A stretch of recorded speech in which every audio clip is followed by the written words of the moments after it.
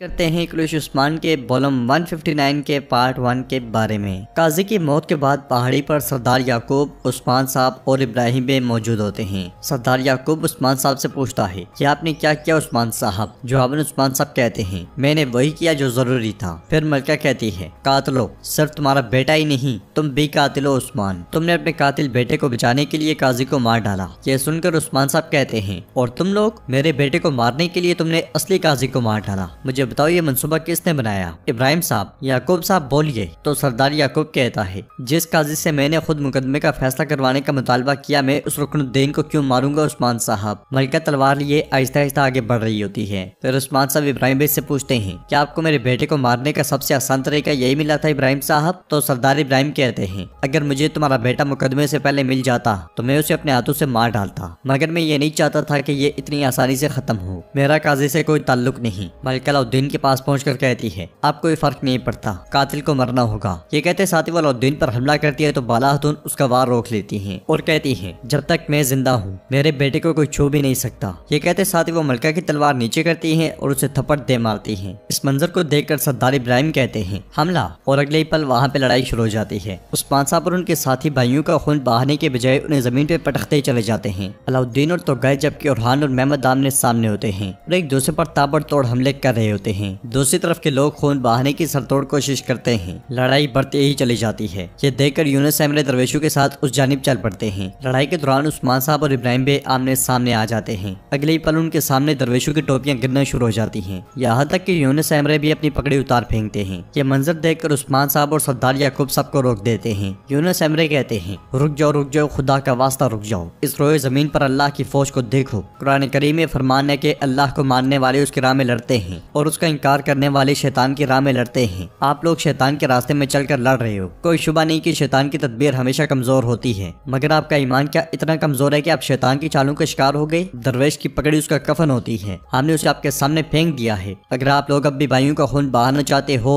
तो पहले हमसे शुरू करो और हमें हमारी पकड़ी के साथ दफन कर दो, फिर मैदान भी आपका होगा और लड़ाई भी। तो सरदार याकूब कहता है ना ही दरमियान वाले और ना ही जानदार वाले कभी दरवेशों के खिलाफ तलवार उठा सकते हैं। सिपाहियों तलवारें फेंक दो। ये सुनते साथ ही सब लोग तलवारें फेंक देते हैं। मगर मलका आगे बढ़ते हुए कहती है यूनुस एमरे आपने आकर कातिलों को बचाया, क्या आपके पास इनको कहने के लिए कुछ नहीं है? इन्होंने मेरे बेटे को मार डाला। जवाबन यूनुस एमरे कहते हैं अकल जाती है और गुस्सा आ जाता है, गुस्सा अकल पर हावी हो जाता है, और अगर सुल्तान बारी ताला को गुस्सा आ गया तो वो आपको दुनिया देखना भी नसीब नहीं करेगा। मैं जानता हूँ कि आपका दिल शोलों में जल रहा है, लेकिन आपका गुस्सा आपको अंधा कर देगा। फिर उनकी तलवार अपने गले पर रखते हुए कहते हैं अगर ये लड़ाई आपके अंदर क्या को ठंडा कर सकती है तो पहले मुझसे शुरू करें। दूसरी तरफ उलझाई सिपाहियों से कहता है आज तलवारों को वापस म्यान में नहीं रखा जाएगा, कोई अमन नहीं, सिर्फ जंग। मैदान जंग आहिस्ता आहिस्ता खून का दरिया बन जाएगा। फिर अपने तलवारें बेनियाम करते हुए कहता है तैयार हो जाओ, आज का दिन अपने पेट में जाने वाले लुकमे का हक अदा करने का दिन है, हमला। ये कहते साथ वह सिपाहियों के साथ आगे बढ़ जाता है। तो कोनूर बुरान से कहता है इन गिदड़ों का इरादा जंग की आग को दोबारा भड़काना है। जवाबन बुरान कहता है मैं पहले ही अपनी जान की परवाह करना छोड़ चुका हूँ भाई, यहाँ तक कि अगर आज मेरी किस्मत में मरना लिखा हुआ तो मैं मर कर भी इन्हें रोकूंगा।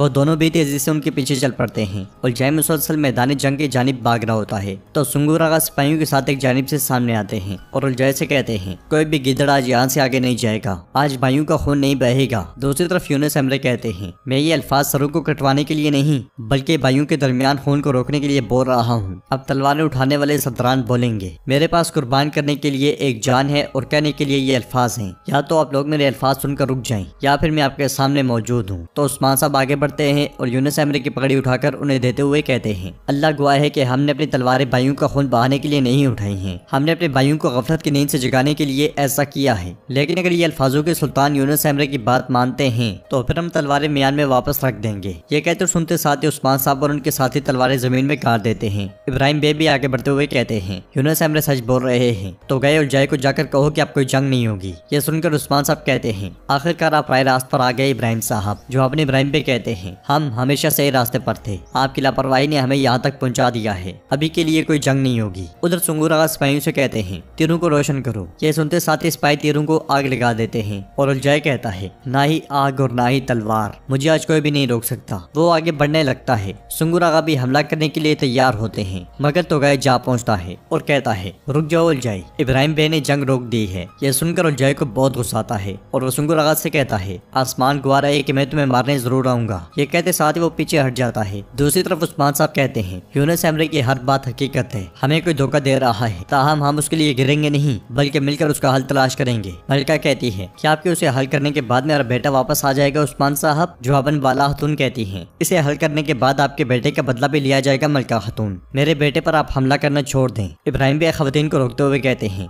बस बहुत हो गया, यह वक्त ऐसी बातों का नहीं है। इसलिए मैं तो उलझाई के साथ वहाँ आता है और रुहान कहता है हकीकत देखनी है तो काजी की कब्र से हकीकत आया है। फिर इब्राहिम भी यूनुस एमरे से कहते हैं यूनुस एमरे चूंकि आप अपने हुक्म से लड़ाई रोक रहे हैं, आपने जब से अपने दरवेशों के साथ अपने आप को तलवार के सामने पेश किया तो अब से आप मेरे बेटे के कातिलों को तलाश करने के सबसे ज्यादा हकदार हैं। यह सुनकर यूनुस एमरे कहते हैं हकीकत सूरज की तरह रोशन है, रात पड़ते ही हकीकत अपने आप को जाहिर कर देगी। अगर सदरान ठीक समझते हैं तो मैं इसकी हिमायत करता हूँ। यह सुनकर इब्राहिम भी कहते हैं ताहम उलझाए हर वक्त आपके साथ होगा। जवाबन यूनुस एमरे कहते हैं फिर हर कबीले से एक शख्स होगा और हन बे और महमद बे भी हमारे साथ होंगे। कल करतबगान में मेरा इंतजार करें, हकीकत सामने आ जाएगी इंशाल्लाह। ये सुनते साथ ही सब जाने शुरू हो जाते हैं और खुशी में बाला खातून बेटे से गले मिलती है तो मलिका कहती है खूब अच्छे से अपने बेटे को गले लगा लो बाला, मेरे बेटे को तो जेर जमीन पहुंचा दिया लेकिन तुम 1000 बार उससे गुजरोगी जिससे मैं गुजरी हूँ। उसके बाद सबको नागवार गुजरती है मगर कोई भी जवाब नहीं देता। अलाउद्दीन बाला खातून के बाद गोंजा और उस्मान साहब से भी गले मिलता है और उस्मान साहब कहते हैं तुम्हारा निकाह हो चुका है, अब शादी का वक्त करीब है। तमाम मसाइल को हल करने के बाद हम इंशाअल्लाह शानदार अंदाज में शादी करेंगे। इसके साथ ही सब आगे बढ़ जाते हैं। नाज़रीन इसके बाद हम रात के वक्त एक कारवां सराय में देखते हैं दुगान उलजय से कहता है उलजय ये दरवेश हमारे लिए अच्छा नहीं है। तो उलजय कहता है अगर काजी का सच आश्कार हो जाए तो वो हमें भी नहीं छोड़ेंगे, लेकिन मैंने अपनी हरकत कर दी है इसलिए मैं एक बाज़ंतीनी कमांडर सिपाहियों के साथ वहाँ आता है। उलजय सिपाहियों से कहता है अपनी तलवारें गिरा दो, ये हमारा दोस्त है। फिर उलजय उससे पूछता है क्या तुम अहमद के कातिल को लेकर आए हो? बाज़ंतीनी कमांडर एक कैदी को उसके सामने पेश करते हुए कहता है फिदौर सजाए मौत पाने वाला कैदी, इसे कोई फर्क नहीं पड़ता है कि इसे कौन मार रहा है, हमने इसके खानदान को इसके लिए बहुत सा सोना दिया है, ये वही करेगा जो मैं कहूँगा।